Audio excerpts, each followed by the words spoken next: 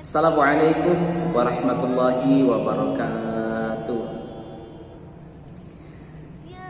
Selamat pagi menjelang siang anak-anak semuanya. Semoga semuanya tetap dalam keadaan sehat walafiat ya. Kita akan melanjutkan pembelajaran kita pada minggu kali ini sehubungan jadwal kita online untuk pembelajaran PHI. Jadi Ustaz kirimkan materi dan bentuk tugasnya pada hari ini ya. Minggu lalu kita sudah bahas tentang masalah hadas. Hadas terbagi menjadi dua, ada hadas kecil, ada hadas besar. Hadas kecil bisa dihilangkan dengan cara berwudu. Kalau hadas besar dengan mandi besar atau mandi wajib.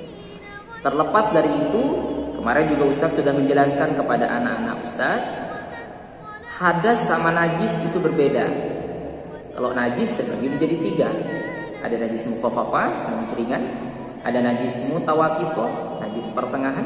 Ada najis mughallazah atau najis berat. Sudah Ustadz jelaskan semuanya pada minggu lalu.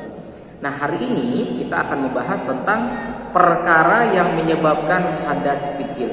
Apa saja sih yang bisa menyebabkan kita tuh jadi berhadas kecil? Sebenarnya secara simpel di awal Ustaz ingin sampaikan, mudah saja sebenarnya anak-anak.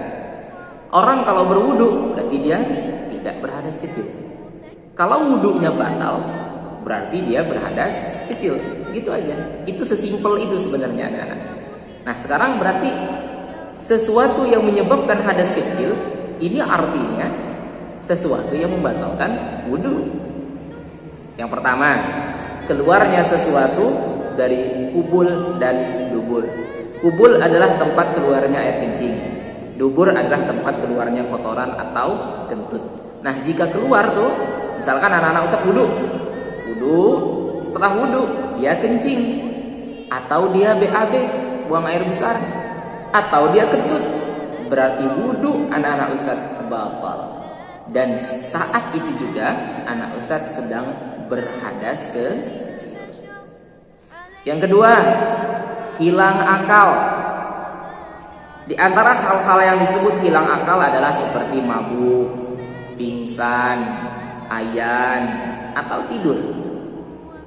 Wudu nih, anak-anak Ustaz wudu. Habis wudu ketiduran. Tapi tidurnya misalkan baring ya. Nah, batal wudunya. Berarti dia berhadas kecil. Pingsan. Misalkan habis wudu dapat kabar gembira, saking gembiranya sampai pingsan misalkan. Nah, sadar dia dari pingsan, berarti wudunya sudah batal. Artinya dia sudah berhadas kecil.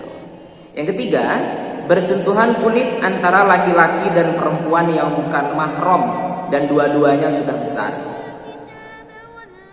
Bersentuhan kulit laki-laki dan perempuan. Kulit mana saja? Sentuhan di sini atau di sini atau tersentuh di sini sama perempuan. Satu, syaratnya perempuan itu bukan mahram kita, artinya orang lain. Yang kedua, dua-duanya sama-sama besar, dalam tanda kutip sudah mumayyiz keduanya. Yang ketiga adalah bighairi ha'il, tanpa ada penghalang. Kalau misalkan tersentuh tangan Ustadz, misalkan nih anak-anak Ustadz ada yang wudu, terus tersentuh tangan Ustadz, tapi sentuhnya di sini, batal nggak? Oh tidak, karena terhalang baju Ustadz. Tapi kalau menyentuh tangan Ustadz langsung, itu batal. Kalau wudunya batal, berarti dia sedang berhadas kecil. Begitu. Orang mahram itu apa sih Ustadz? Mahram itu adalah perempuan-perempuan yang boleh kita nikahi. Itu mahram namanya. Nanti kita bahas lebih panjang lagi ya, insya Allah di TS atau DMA nya nanti. Terus, memegang atau menyentuh kubul atau dubur dengan telapak tangan. Anak-anak wudu, terus pegang tuh kubul. Kubul tadi apa? Tempat keluarnya air kencing. Kalau dubur, tempat keluarnya kotoran. Dipegang sama telapak tangan pakai ini. Ini apa tadi? Batal wudunya.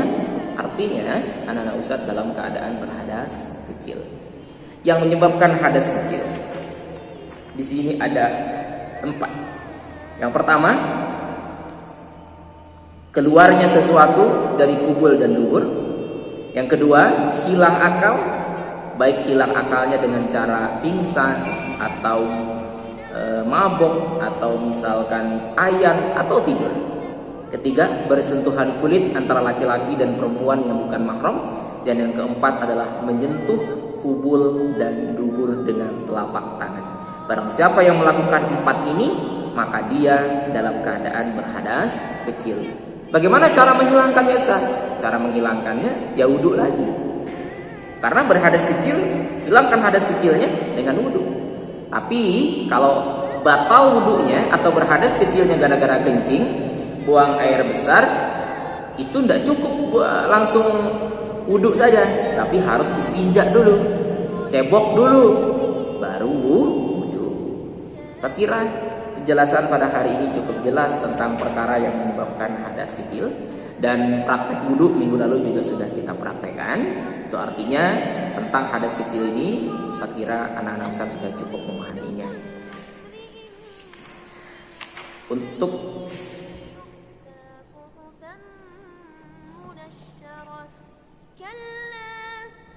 Untuk tugas anak-anak Ustaz semuanya, Ustaz kasih waktunya lama ya, sampai hari Sabtu boleh menghafal ayat Al-Quran tentang dasar wudu pada halaman 44 di atas. A'udzubillahi minasyaitonirrajim. Bismillahirrahmanirrahim. Ya ayyuhalladzina amanu idza qumtum ila shalah faghsilu wujuhakum wa aydiyakum ilal marafiq wamsahu bi ru'usikum wa arjulakum ilal ka'bayn. Hafalin itu beserta artinya.